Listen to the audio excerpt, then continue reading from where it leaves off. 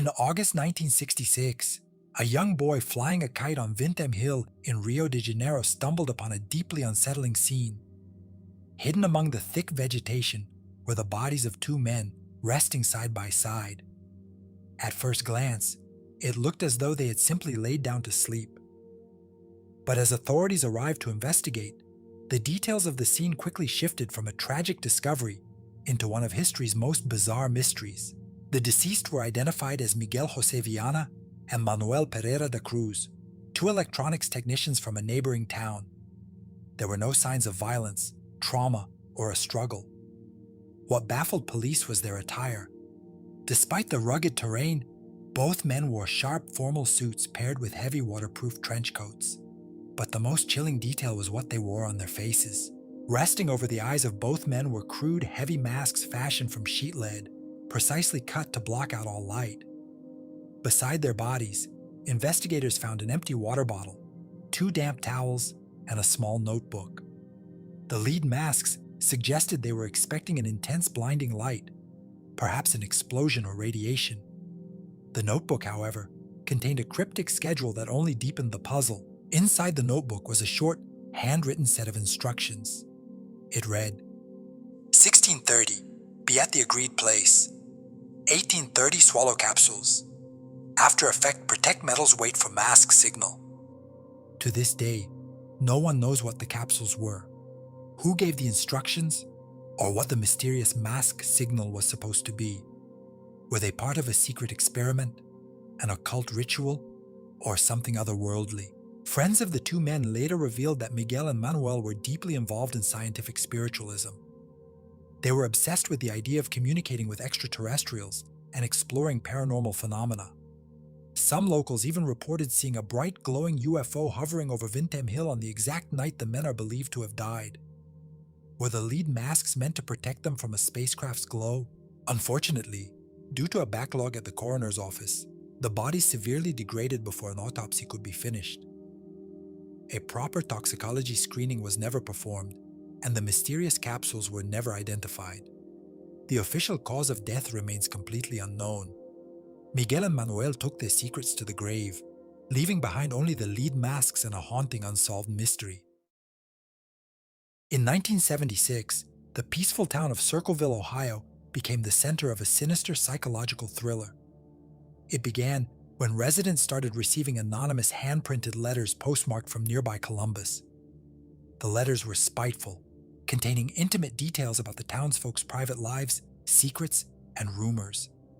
But the most vicious letters were directed at a school bus driver named Mary Gillespie. The anonymous writer accused Mary of having a secret affair with the local school superintendent.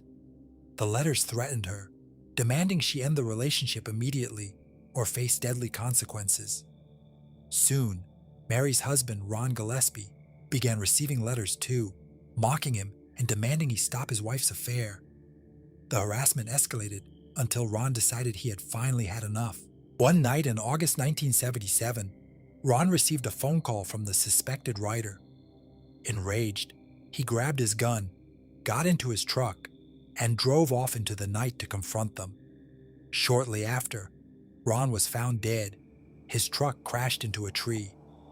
The sheriff ruled it an accident involving drunk driving, but investigators found that Ron's gun had been fired once. Was he shooting at the letter writer? After Ron's death, the harassment against Mary only intensified. In 1983, Mary was driving her bus route when she noticed an obscene sign targeting her along the road. When she went to tear it down, she discovered it was rigged to a loaded pistol with a tripwire. The trap was designed to kill her. Police traced the gun's serial number to Mary's brother-in-law, Paul Freshour. Paul Freshour was convicted of attempted murder and sent to prison, seemingly ending the terror. However, the true mystery was just beginning. While Paul was locked away in solitary confinement, completely stripped of writing privileges, the Circleville letters continued to flood the town. They even arrived at the prison itself, mocking the warden and Paul alike. Paul Freshour maintained his innocence until his death, and many believe he was framed by the true mastermind. Decades later, the true identity of the Circleville writer remains completely unknown. Who was watching this quiet Ohio town so closely? And how did they uncover everyone's darkest secrets? The Circleville letters remain one of America's most baffling unsolved mysteries. In December 1900, a ship sailing near the remote Outer Hebrides of Scotland noticed something alarming. The light at the Flannan Isles lighthouse had gone completely dark. Days later, a relief ship named the Hesperus arrived to investigate. As the crew approached the desolate rocky island, they fired a flare and sounded the ship's horn, hoping for a response. But there was only silence. The three lighthouse keepers had vanished. The relief keeper, Joseph Moore, rowed ashore and climbed the steep stairs to the lighthouse. What he found inside was deeply unsettling. The heavy entrance doors were securely locked, and the beds were left unmade. In the kitchen, a meal sat uneaten on the table, and the main clock had stopped ticking. A single chair was overturned, suggesting someone had left in a tremendous hurry. But on an isolated rock, where could they go? 2 of the 3 heavy waterproof coats were missing from the entryway, meaning one of the men had ventured outside into the freezing Scottish winter in merely his shirt sleeves.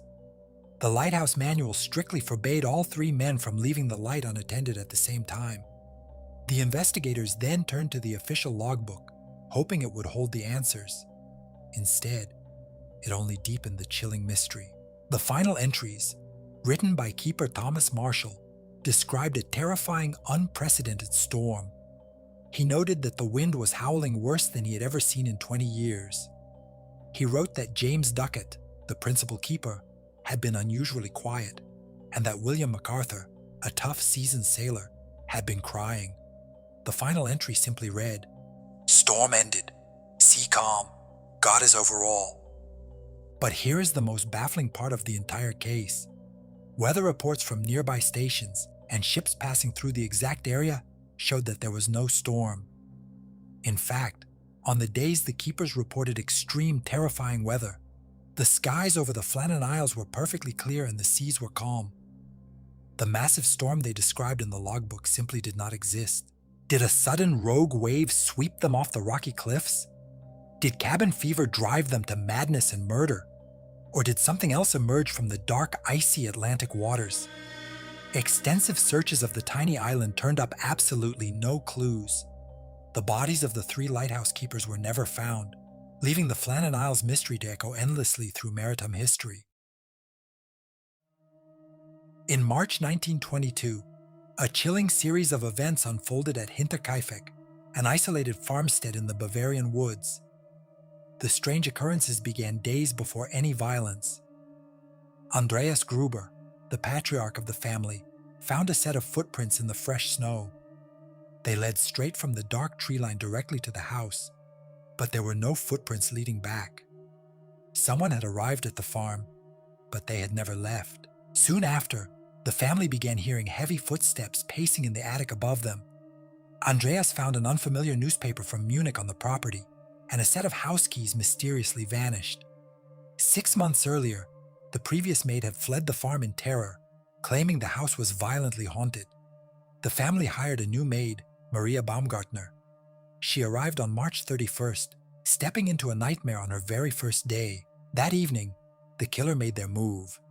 In a terrifyingly methodical sequence, someone lured the family members out to the barn one by one. Andreas, his wife Kazilia, their widowed daughter Victoria, and her young daughter were all brutally struck down with a mattock, a heavy farm tool.